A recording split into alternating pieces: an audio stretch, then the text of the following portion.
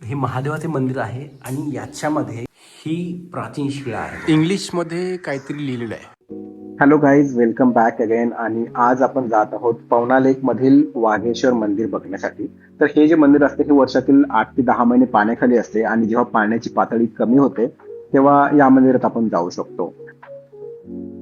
तर या व्हिडिओमध्ये आपण अशी 2 मंदिरे बघणार आहोत, ज्यातील एका मंदिरामध्ये 800 वर्ष जुनी विष्णू शिळा ठेवण्यात आलेली आहे आणि दुसऱ्या मंदिरामध्ये 500 किलो वजनी घंटा आहे. तर हा व्हिडिओ तुम्ही शेवटपर्यंत बघा आणि एन्जॉय दिस व्हिडिओ.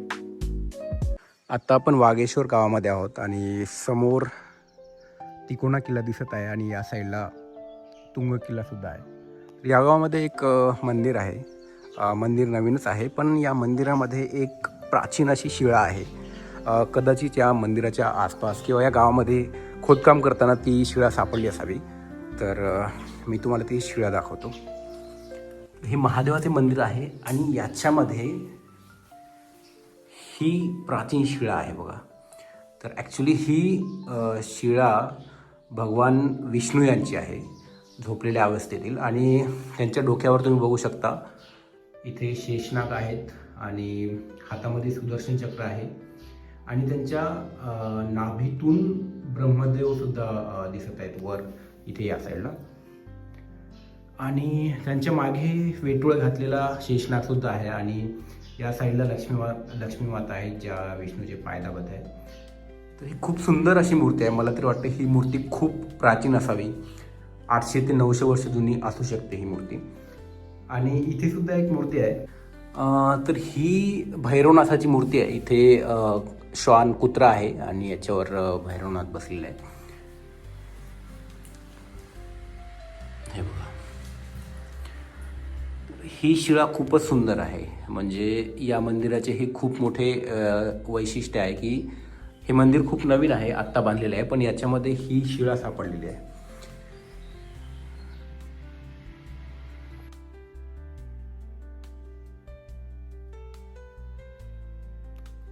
तर आत्ताच आम्हाला गावकऱ्यांकडून माहिती मिळाली की ती जी विष्णू शिळा आहे ती ॲक्च्युली समोर पवना लेक आहे. तर त्या पवना लेकमध्ये एक वाघेश्वर म्हणून मंदिर आहे, खूप प्राचीन मंदिर आहे. तर ते मंदिर वर्षातून फक्त 2-3 महिने उघडे असते. पाण्याची पातळी जेव्हा कमी होती तेव्हा आपण त्या मंदिरात जाऊ शकतो. तर त्या मंदिरामधली ती ॲक्च्युली विष्णूशिळा आहे. पाण्याखाली ते मंदिर असते, त्यामुळे ती विष्णूशिळा तिथून हलवून या मंदिरामध्ये त्या विष्णूशिळेची स्थापना केलेली आहे. तर ही माहिती गावकऱ्यांकडून आम्हाला कळली आहे. तर आपण ते वाघेश्वर मंदिरसुद्धा बघायला जात आहोत.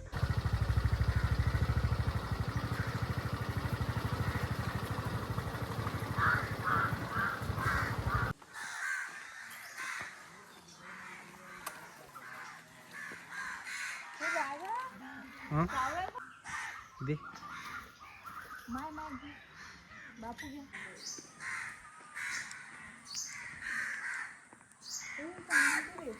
वाघेश्वर गावामध्ये अजून एक प्राचीन असे मंदिर आहे, जुने मंदिर आहे, भैरवनाथ मंदिर वाघेश्वर म्हणून.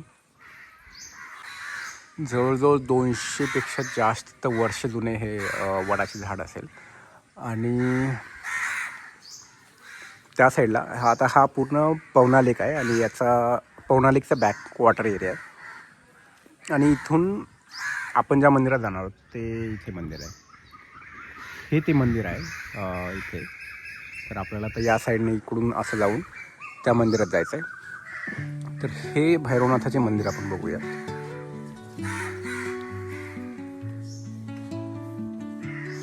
इथे एक पंचधातूची घंटा आहे आणि या घंटेवर इंग्लिशमध्ये काहीतरी लिहिलेलं आहे, इंग्लिशमध्ये. तर याचा सुद्धा इतिहास आहे या घंटेचा. तर थोरले बाजीराव पेशवे किंवा पेशव्यांच्या काळामध्ये जेव्हा पोर्तुगीजांच्या विरोधात बऱ्याच लढाया झाल्या होत्या, त्यावेळेस चिमाजी अप्पा जेव्हा पोर्तुगीजांसोबत लढाई जिंकायचे त्यावेळेस त्या किल्ल्यावरील चर्चमधील ही पंचधातूची घंटा ते घेऊन यायचे विजयाचे प्रतीक म्हणून. तर अशा बऱ्याच पंचधातूच्या पोर्तुगीज घंटा महाराष्ट्रातील बऱ्याच मंदिरांमध्ये आहेत. त्यापैकी मला माहीत असलेल्या म्हणजे पालीचा जो अष्टविनायकातील गणपती आहे त्या मंदिरामध्ये सुद्धा अशी पंचधातूची घंटा आहे.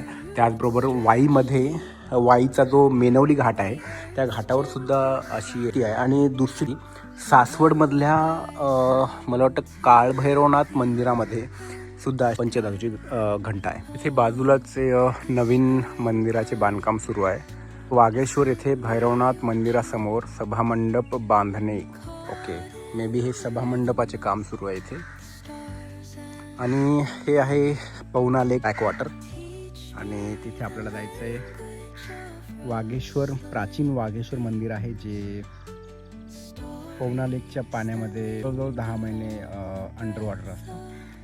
तर हा व्हिडिओ कसा वाटला कमेंट करून नक्की कळवा. आणि पुढच्या पार्ट 2 मध्ये आपण काय बघणार आहोत ते पुढच्या मी 10 सेकंदात तुम्हाला दाखवतो.